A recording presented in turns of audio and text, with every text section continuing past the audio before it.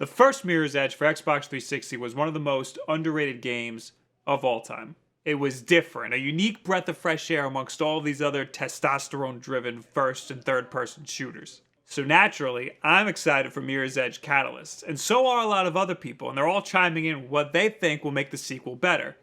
And they think it's guns, and it's definitely not guns.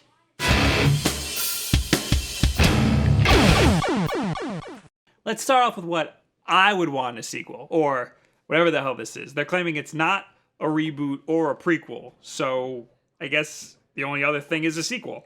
Anyway, I want basically the same game with very minor modifications. A slightly longer campaign, a better story, better graphics, obviously, even though I loved the style, and maybe more freedom, more ways to navigate through a level.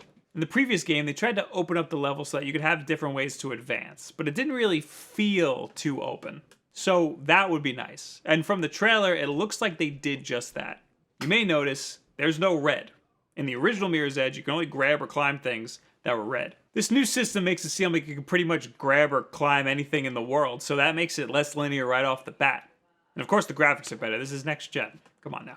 One thing that a lot of people despised in the original Mirror's Edge were the guns. They were cumbersome and useless. They're pretty much impossible to aim and they slow you down dramatically. In a game all about flow, this was a huge speed bump. Good! You shouldn't want to use them anyway. This game is about running. So like, running away.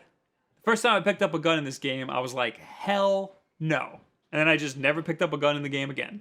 I spent the whole rest of the game just running away from people who were shooting at me. And I think that this was the intended purpose of the shitty gun mechanics. The game was developed by DICE, most known for Battlefield. So I think that they could make good gun mechanics if they really wanted to. There was a very long and very interesting Kotaku article from December 2014 that touched on the gun mechanics. To sum it up, the author G.B. Buford pretty much says that there can be a way to use guns in the game as long as it doesn't disrupt the flow. So like, he wants you to be able to run and gun and stuff. I disagree. I'd like to think that Mirror's Edge can join the likes of games like Metal Gear, where the game doesn't make you feel like you have to kill people. Or games like The Last of Us, where sometimes the best option is to just run away rather than fight. It makes it different. I don't want to kill people in every game that I play. I don't think the solution here is to make it easier for the user to use the weapons.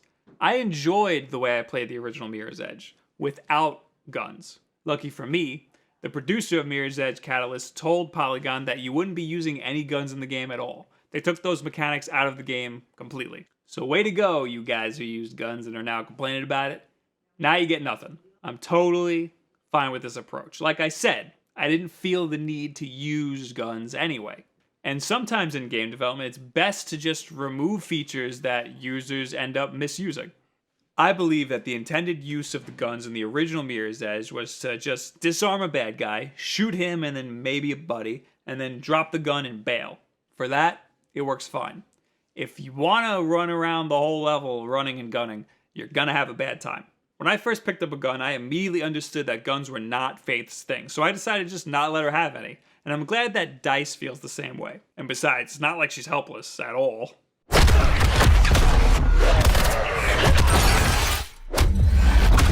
So what do you guys think about Mirror's Edge Catalyst? Are you excited for it? What do you want to see in it?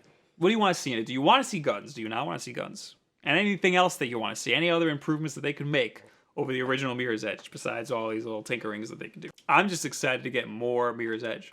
Anyway, leave it in the comments below. At me on Twitter. All this other social media garbage.